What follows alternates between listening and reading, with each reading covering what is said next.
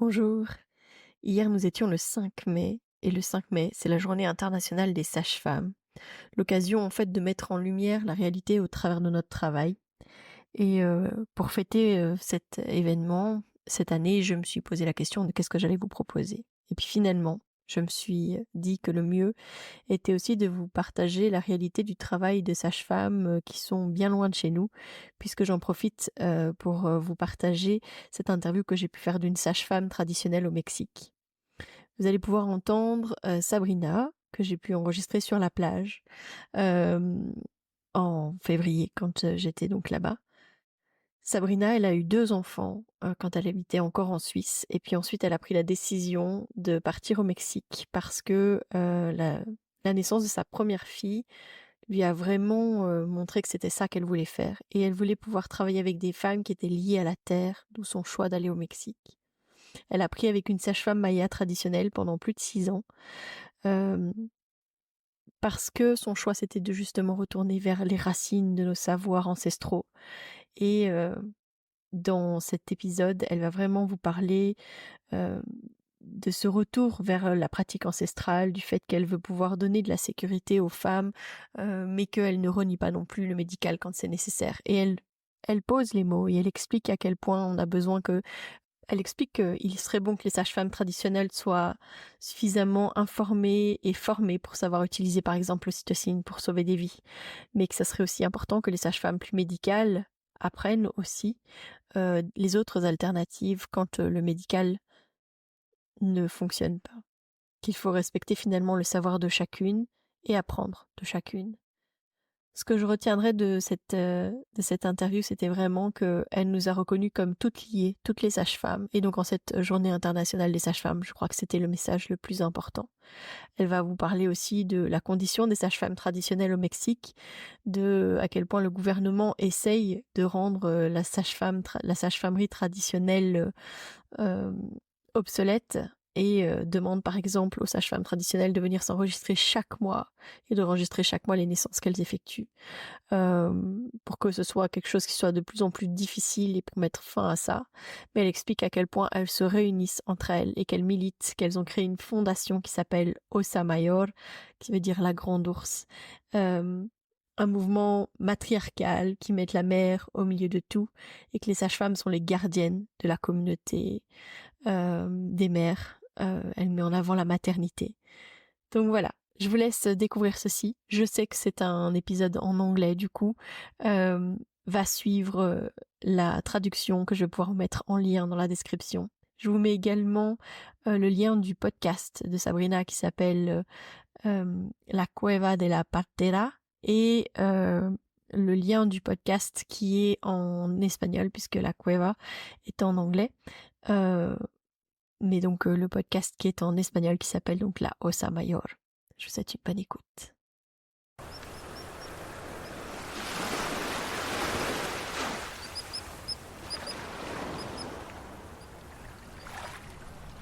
Avant-dernier jour au Mexique, avant le retour en Belgique, mélangé entre l'excitation de retrouver mes enfants parce qu'ils me manquent énormément, et quitter cet endroit magnifique,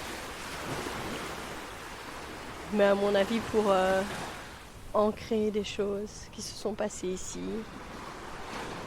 grandir au niveau du contenu que je propose avec ce podcast. Aujourd'hui, je vais avoir la chance d'interviewer une sage-femme traditionnelle mexicaine, la partera tradicional. On va se rencontrer sur la plage. Alors vous entendrez sûrement un peu de bruit derrière nous, la plage, les vagues, peut-être des gens qui parlent. Cet épisode il sera enregistré en anglais, mais je vous mettrai un lien vers une traduction de notre conversation pour que ceux qui ont plus de mal à écouter du contenu en anglais ne soient quand même pas perdus et puissent profiter de cette expérience extraordinaire qu'est la rencontre avec Sabrina, et pouvoir parler justement de la pratique sage-femme ici au Mexique, de la pratique sage-femme traditionnelle.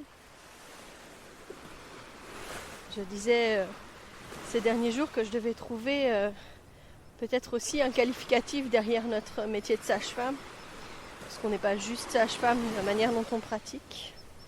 Les choses s'en viennent et j'espère avoir encore plein de choses à vous partager dans les semaines, les mois qui arrivent, pour justement faire grandir la communauté des parents conscients qui choisissent de mettre au monde leur bébé dans les meilleures conditions possibles et avec l'accompagnement des sages-femmes. Je vous souhaite une bonne écoute.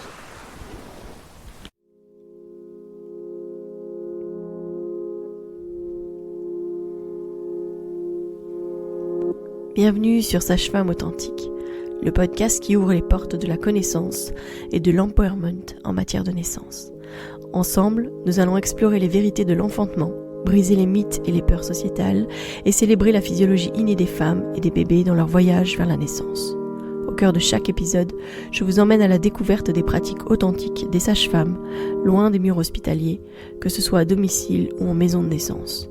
Je suis Mélissa Chambard, sage-femme et maman de 5 enfants, et ici je vous partage mon expérience, mes conseils pratiques, mes découvertes, ainsi que des histoires inspirantes de parents, de sages-femmes et de professionnels de la périnatalité. Ceci pour que vous soyez pleinement acteur de la naissance de votre bébé, peu importe le lieu où vous avez choisi de l'accueillir, dans l'authenticité, la bienveillance, la force et la puissance. Allez, vas-y.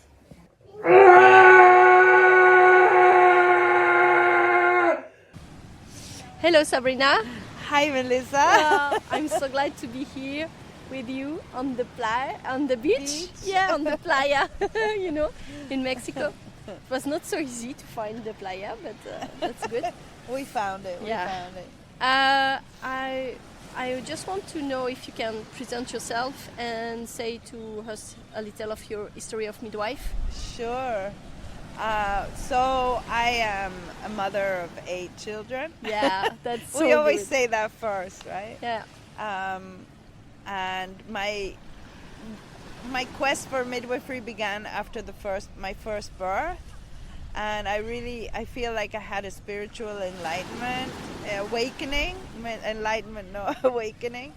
at my birth, because I had my daughter and I grabbed her. She was born in the water, and I grabbed her and I stood up and I said, wow, I want to do that again. Yeah, I know. And the midwife was like, you're crazy. And I'm like, this is what I want to do. So before that, I studied psychology and I worked in psychiatric institutions, and I wanted to become a clinical psychologist. So I was going to do my master's, and then I really went into alternative medicine, and I did 2 years of naturopathy in Switzerland. And then I said, I really want to learn midwifery, but from the ancient, I felt like I wanted to learn it from women who were really connected to the earth. And I wanted to do that. And so that's how I came to Mexico. Oh, wow, your first one, you have your 2 I had in Switzerland in birth centers with midwives. And then afterwards I came to Mexico, and I really left the system, right? So back then, now you're here and there's restaurants and hotels. Like 26 years ago, there was nothing here. It was just jungle. Everything happened really, really fast. But in that time, I left. I had no self. I had nothing. I just went into the jungle, and my teacher, she's a Mayan midwife, traditional midwife, and we started working together. We worked together for 6 years, and we did over 100 births together. And then things happen, and you just start working alone at some point, no? I'm a really lone midwife. For many years, I prefer to work on my own, because I feel like your mindset really has an influence on the birth. And there are a lot of midwives, for me, who haven't really trained their fears yet. They haven't trained how to think, how to be in a positive mindset at the birth. And so it was very hard. I wanted to work on my own. And I felt like it was like so much easier to me, because my teacher, she was like the best. But I had other midwives also who joined, and it was like, sometimes it wasn't easy. So like working on my own. And then I worked on my own for like 10 years. But the whole time, even when I just started, they're like, well, I want you to teach me midwifery. Like, I'm just learning myself, no? And at some point, after like 10 years, I was like, maybe I should open that door, because like every week people would write me and say, so I opened that door. And that was a whole different ball game, no? Becoming a teacher. Oh, yeah. It's not easy at all. I don't know, sometimes I think I wasn't a good teacher, you know. It's not easy to teach someone something. No, I think it's not so easy, but it's really important to have people like you, you know. You learn only with the Maya midwife? Yeah, well, there was another midwife with us. She's German. She came out of the hospital, fresh out of Germany. And she taught me a lot of things, like, you know, theoretically in midwifery, like, because the traditional midwives, they don't do a vaginal check. I already knew a lot of things from the alternate, like I knew how to check blood pressure, vital signs, I knew how to do that. But like, you know, how to do a vaginal check, how the baby rotates, you know, things like you don't, as a traditional midwife, you learn by looking and seeing many, and then seeing, but like a professional midwife learns it in the book and then looks and says, oh yeah, that's right. So, but really the things I learned from the traditional midwife were like the things I use most. So I define myself as traditional, the expert in tradition. Obviously, I know how to do a lot of things, but I'm not the expert in using medication or things like that. So when I also use psychology a lot from my studies. Yeah, but back in the days when we were in the jungle, like 80% of our women were Mayan women. So we had to do traditional births in the hammock. You know, it's a whole sequence. And sometimes for me, traditional birth is also very protocol. We have to do this. You have to put oil in her vagina. You have to close. No heat. No this. And I studied like homeopathy was where I studied most in naturopathy. So homeopathy says the body shows what you need. Some people need cold, some people need warm. There's no written rule, right? Yeah. So I started like, also I come from a very, my mother, you know, was one of the first women in Switzerland who got divorced, and then, you know, she's like a feminist in that kind of way. So in the tradition, also you see the oppression of the woman, really. So sometimes at the birth, the family members would be like, you have to hurry up, otherwise you'll kill the baby. So this whole violence that is used on women. So somehow I came here, and I had 2 children in Switzerland with my first husband, and then we had 2 more here. And then I got separated, and he went back to Switzerland. And then I got together a second time. I have 4 more children. And the father of my children, he's Mayan. So we went to live in the village. And this was, I lived with the Mayan people. Now today the Mayan people are a minority. But I learned so much from them. And I'm not together with the second father either. So I'm together with my boyfriend, who's Mayan too. We've been together now for 10 years, and so like I know a lot about the culture. And I know, like, I'm a person who breaks traditions. So I am a traditional midwife, but I also break traditions. I see myself as a traditional midwife going back to our ancestors, maybe, if we look at the chimpanzees and the bonobos, they have females at the birth and they're present. And I remember I had 4 of my babies without a midwife. I had them on my own, but I had a friend there. And I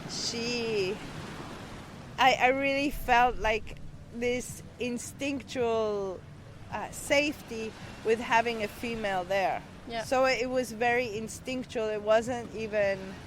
And me as a midwife, I want to fill that role for the woman. You know what I mean? Yeah. Like, I want to give her that safety. I want to be that female there that's with the wife, with the woman, no? Being with her, not like delivering the baby or being the protagonist.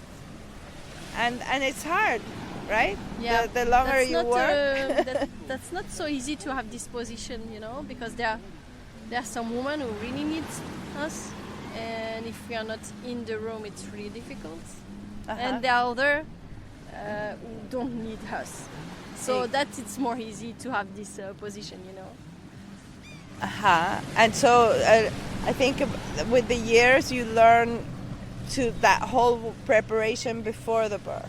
That's my project, in the jungle, to create, going back to the roots and like living a wholesome life, and they can come and live with me there and prepare for the birth there. And so it's integral. There's a lot of things. You have to go swimming every day. You have to eat healthy food. Like, Tchaikovsky talks about aquaculture, and like the whole idea is not to just go into a warm pool. Yeah. Of course. That's a good point, because there are moments I remember we talk about the birth in water, and I talked with a midwife come from Africa, and she say, for us, the water is for drinking, not for giving birth. Yeah. That's not the same spectrum, it's different. So, but it's different. They, like, if you look at a Mayan woman, they will also now. I mean, like us, like, it's not a tradition to give birth in the water. One guy invented it, and we all started doing it, and it works really good. It's an amazing thing. It's helped a lot. But we know that being in the water is healthy. Now there's a lot of tribes that don't go in the water and are very earth, and we won't use the birth pool, but maybe she wants to have a hot shower, or we use hot coals, put it under the hammock, and then the heat, and we put herbs on it and things like that. So every woman we can support, but we need to know her before, right? We need to know. That's the most important part, because when we are at this moment really special, for women, and it's a moment that they're really, I don't know how to say that, but it's not a moment that they have all the conscience, so they really need to be in confidence, trust in us, and if we know each other, it's really more easy for her. Exactly. Like this, she just can say, okay, she's here, I can do that, I know, she's talked to me about what's going to happen. Yeah. And I trust what is going to happen, and it's fine, But when we don't know them, it's just like in hospital, Yeah, and it's really interesting, I work with women from all over the world. And so the where I first started was with Mayan women. So it's very like clear. And as a midwife, you need to know their rules, their traditions, their idea, because it's the language you have with them, and it's the way they trust you. because you're respecting that language. You're not breaking it. And so, but like we work a lot with Russian women, and they have a whole different ideology behind them. And it took me years to understand that. And then we Orthodox Jewish, highly Christian, and it's always like respecting. It's not me. For me, that, because I remember the Christian family said, no, the other midwife, she put like mantras, and it was really offensive for me. And I was like, no, you can put your music, it's about you, no? Yeah. So it's interesting for me working with all these different humans and understanding them and bringing their children here, no? And how is the condition of midwife in Mexico? There are school of midwife? So Or it's only a traditional partera? Or... Mexico's so big. So like if you're here and maybe you go to the north, it's like going to a different country. People speak different language. Okay, Spanish is the main one, but like here is like the Mayan tradition. But for the Mayans, people who come from the other states, they're foreigners here. So I think that's one thing to understand, that Mexico, you can't put everything in one thing, right? So you have the southeast is usually where there's a lot of traditional midwives, because the southeast was just forgotten. Now there's a whole business here, big industry about tourism, but that only happened like 20 years ago.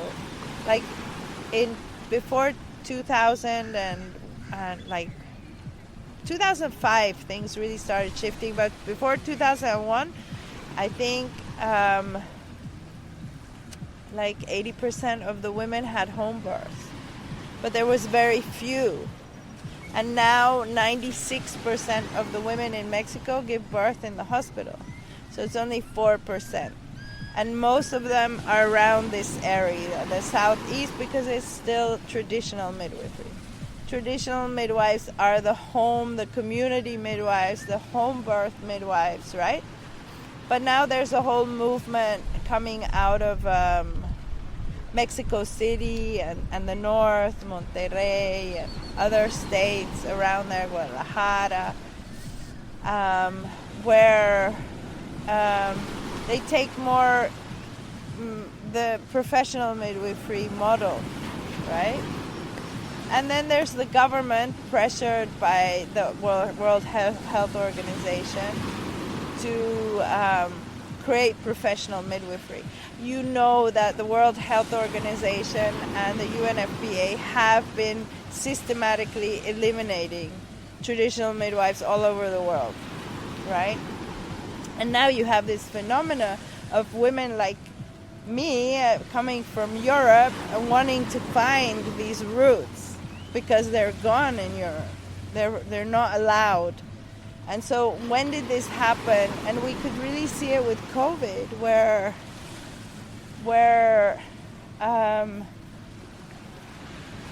medicine took over, right? I mean, in Europe, a lot of homeopaths were shut down. Naturopaths who had opinions about COVID were just shut down. And it's the same with midwives. It's like any midwife who was out of the system, alternative in medicine, was I mean, Switzerland was full of traditional midwives. There's a really good book by Ottilia Grubenbaum. She was an amazing midwife. She did, and she talks a lot about how the system came to break, no? So I think this is happening here. The system's coming to break. Traditional midwives, but now we have a movement, a worldwide movement about, like wokeness, and we have to respect and we have to recognize our past, and that we have the damage of colonialism. This whole thing has given rise to a movement. A friend of mine in Colombia really started that movement. She's amazing. She's a black midwife in Colombia, and she started a movement and she started pushing it through to UNESCO that it's a heritage. and they managed to sign the papers. We're not quite sure where this is going to go, right? It can be amazing, you know. UNESCO say midwife are on the Cultural heritage. Yeah. But then you still have the question, you know, how do you learn midwifery? And medicine wants to take over. Anything that's medical, they have to regulate because they're the ones to regulate. And so I'm like really putting up this movement where we're saying no. So the indigenous, here it's become like a discussion about indigenous midwives, which are considered, traditional midwives are considered indigenous. And then you have professional midwives, which can be nurses, and they don't have the competencies of midwives, and they're just considered midwives. So it's getting really confusing. Like, and you have a whole group of midwives who, like, here a lot of midwives were not indigenous, they were called empirical midwives. And the law actually recognizes them as empirical midwives. And I think we need that. In Europe, this whole doula thing and then the free birth movement, it's just like pulling women out of the system. They want this.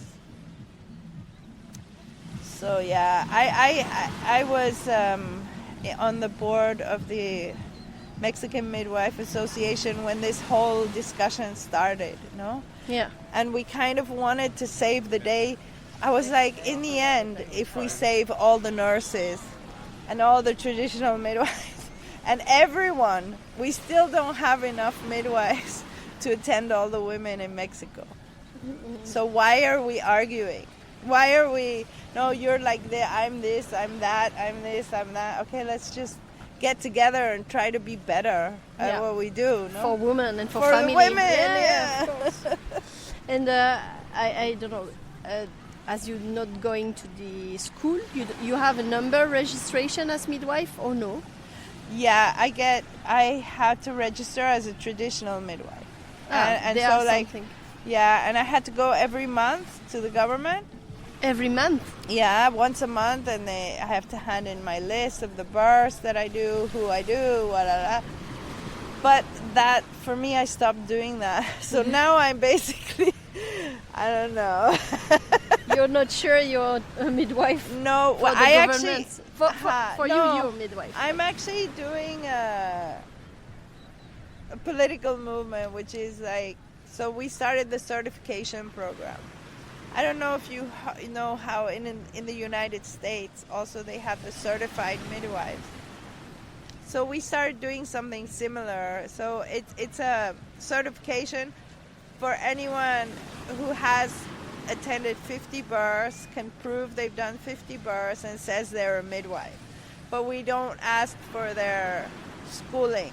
We ask a paper from their preceptor, from their teacher, but it can also be from their school, whatever, and they can access the exam. And so this is a movement we're trying to make for whole of Latin America, because it's not just Mexico, in Guatemala, everywhere. It's just that the World Health Organization is creating the same movement everywhere, replicating. Okay, the nurses in Guatemala are midwives, professional midwives. And the traditionals, we won't give them any certificates. We won't. So now the government here, so it's a human rights thing. So they're pushing it, and they're saying you have to give us certificates. Okay, so but it gets really strange, the whole political movement. So we say it doesn't really matter. We have to, amongst midwives, we have to create something and say, yeah, I'm a midwife, you're a midwife. Okay, show me that you're a midwife. Okay, I do this exam. And for the moms to know, because we don't really know, does that midwife know what she says? Because the schools are so different, everyone learns different things, so we don't really have something to say, this midwife knows. So like our exam really is, this midwife knows how to do a home birth from A to C, right? Mm-hmm. And then with the time, create a political front with this. because it's only because every midwife says, yeah, but what do I get from it? Okay, you're gonna have to start becoming a political leader in this. Yeah, I think it helps the women, no, to know who they're hiring, because when there's not a lot of regulation, you also have a lot of midwives. Really, you don't know. They've done maybe 3 births or 2, and then they say they're a traditional midwife. Yeah, that's not so easy, of course. Okay, so, but is the government giving money for births at home? No. So No. how you live? So I think like a lot of midwives like me, what we do is we try to diversify our so we have women who have a high income, and we charge them, and then we attend women who have low income and we don't charge them. So that's how we kind of work it through. You try to have a balance. Yeah, I mean, people who come out of a system where everything is paid for, they're like, well, that's not fair. And then, yeah, but in the end here, there's such, in Tulum, like you have people who pay $5,000 for rent, and then you have people who earn, how much? $400 a month, you know? Yeah. So how am I gonna charge that $400 a month and $5,000, and I have to live? And so I'm very open with that. I'm very transparent, and I was like, this is my price, and women pay for it. It's okay. So I can live. I'm actually now, with the money I support the foundation, and I do think, as midwives, we should become, we're living in a capitalist society, and we need to be able to assure midwifery. So a lot put midwives like the mother, right? The mother has to do all this work. She doesn't get anything for it. And then it's her fault that her children are psychologically damaged. It's the same for the midwife, no? We're like mothers. We're like considered, the government always says we're we're not. The government hospitals are free. We're not cheaper. So, but we're human beings, and we have to support ourselves. But obviously I'm not gonna put what I charge someone who pays a high rent. I'm not gonna charge, I do think there needs to be some exchange. So I don't do things for free, no. Because I don't think they respect you. And there's a whole social issue with midwives and how we deal with them. So I think what we charge is really important. Yeah. You have to think about that, because it's not the same for everyone, but you charge. But also it's how everyone values you. So like it can be that, you know, a family makes $500, but they get their stuff together to buy an iPhone. Like, what are you doing? Okay, so, but like then the woman has to go give birth in a shitty hospital that's for free, and she gets completely abused. And then it's like, where are you putting the value? So I do think we have to value our work, so women start valuing it. Yeah, I think it's a big problem from midwife, you know. It's like, you know, in Europe, midwife first are religious. Yeah. So it's just like, it's God who give you that work, and you don't need nothing. So I think that's why we have some money trouble, you know? If we have a man who's making lots of money, but a lot of midwives I know are not in stable relationships. No, but I know that it's really important to value what we do. Exactly. Yeah. Of course. We speak about that a lot with our patients and with the association professional in Belgium, you know. Yeah. And say it's not enough. We can't live with that. It's not possible, you know. And if you are alone with no husband or no boyfriend, that's not possible to live, you know. That's our foundation. It's called Ausha Mayor, and it talks about, it's a matriarchist movement. So we're talking about putting the mother in the center, so of everything, right? In midwifery care, and the midwives are like the guardians of the community for motherhood.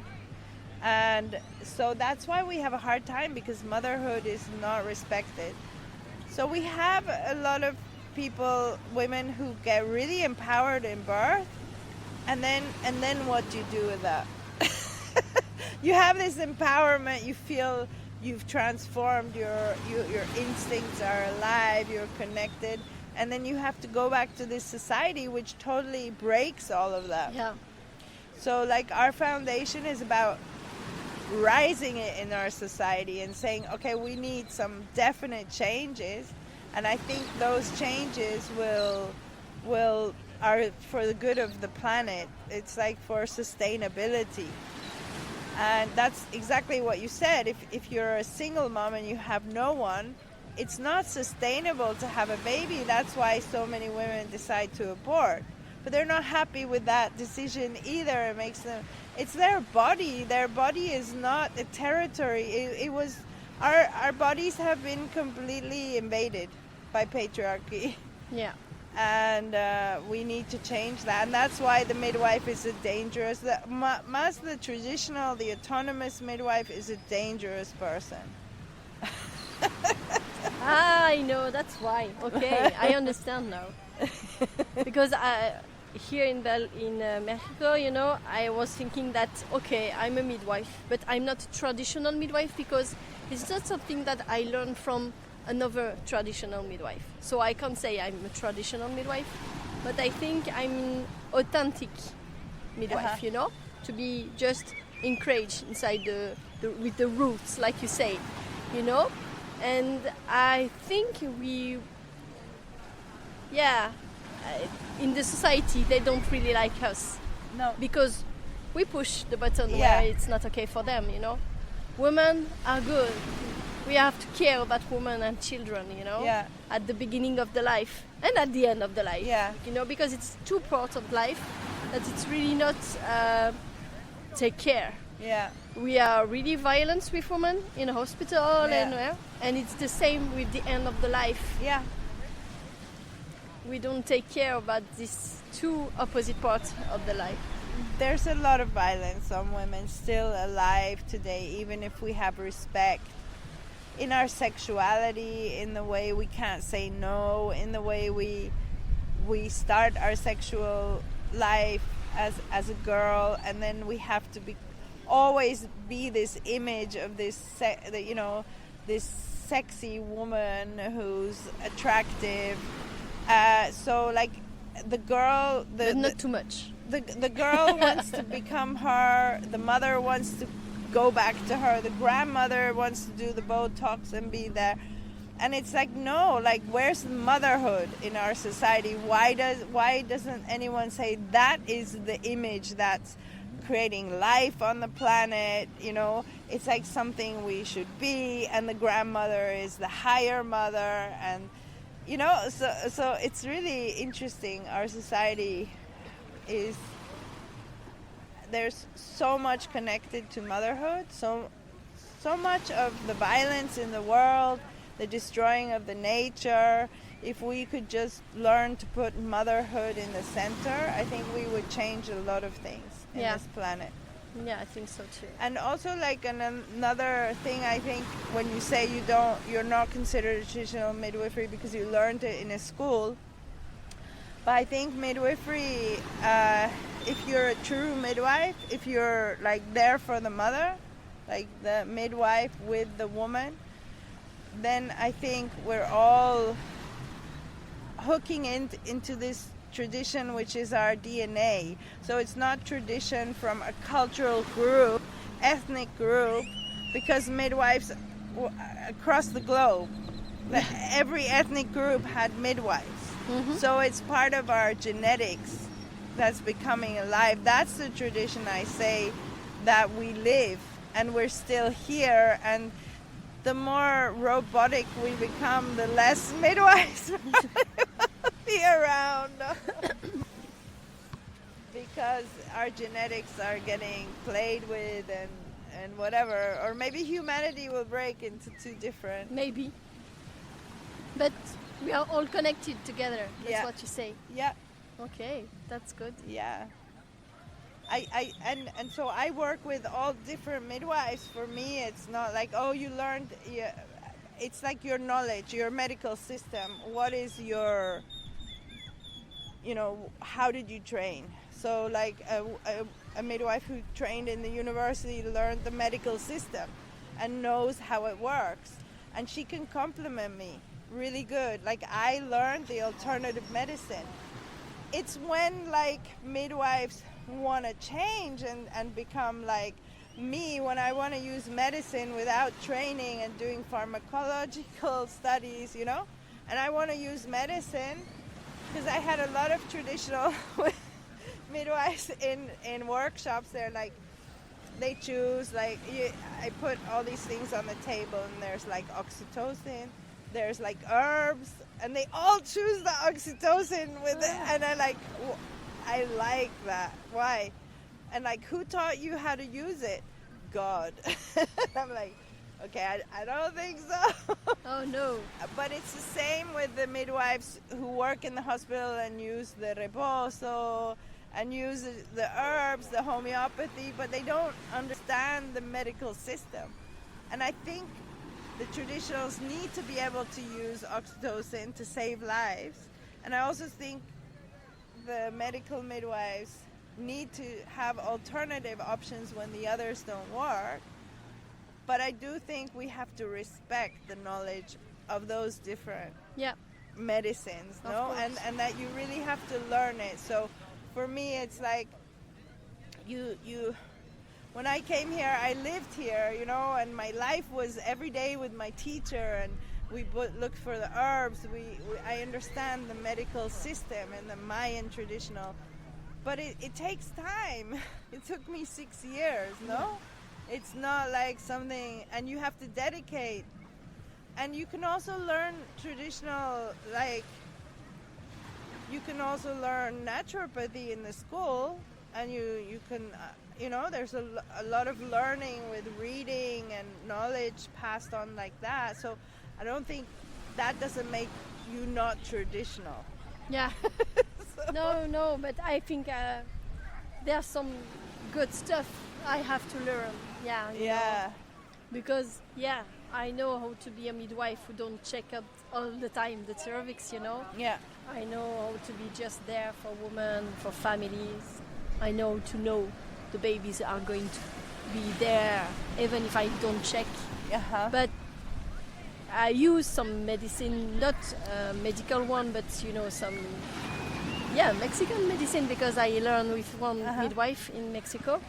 But just a little, I think we have to learn all along our lives, All the time. And that's one common denominator of all the midwives I have met in my life. They all want to learn more. Yeah, every time. No midwife is like, no, I want to be I have my knowledge and that's it. And, because doctors say we're ignorant, and ignorant people don't want to learn. Yeah. And we're like, no, we want to learn. But we know the female body more than any doctor because we have it. Yeah. And we give birth. Exactly. Yeah. Of course. Yeah. Okay. Thank you, Sabrina. Do you have something other to say? No, I'm good. I'm happy. I'm really glad you interviewed me. You gave me this opportunity. Yeah, for me it's really good too, So thank you very much. Thank you to be here. Thank you to come to me, because I know it's not so easy. So really, and to be there just behind the sea. Yeah, it's That's amazing. really good. Today. So thank you very much. And I'm going to watch about what you are going to do. Oh, Of course. And you have a podcast. yeah, La Cueva de la Partera, and then that's in English. And then we have a podcast in Spanish, which is from the Fundación, from the foundation, Fundación Ausha Mayor. Nosa Mayor. Osa Mayor. Osa Mayor. It's the Big Bear constellation. Yeah. Okay, so good. I'm going to check about that Oh, because thank I you. listen your podcasts. But Uh-huh. I don't know about the Spanish one, of course. Yeah. But yeah, I'm going to put the link inside this podcast like this. If the people want to listening your Yeah. podcast and the podcast of the foundation, they can be. Oh, definitely. Thank you so much. Thank you. And if I go to Europe, I'll come visit you. Oh yeah, of course. I was really. That was going to be an honor for me. Yeah, really. So thank you. Yeah, one day I'll go to Europe again.